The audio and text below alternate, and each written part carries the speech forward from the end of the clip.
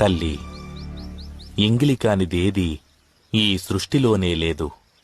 రంగనాథుడికి ఎంతో ఇష్టమైన ఆవుపాలు ముందుగా ఆవుదూడ ఎంగిలి చేస్తుంది కదా.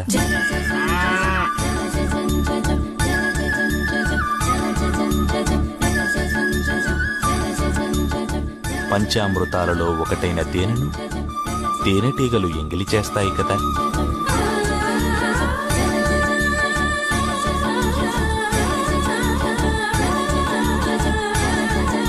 రంగనాథుడికి సమర్పించే విరిపూలను తుమ్మెదలు ఎంగిలి చేయవా?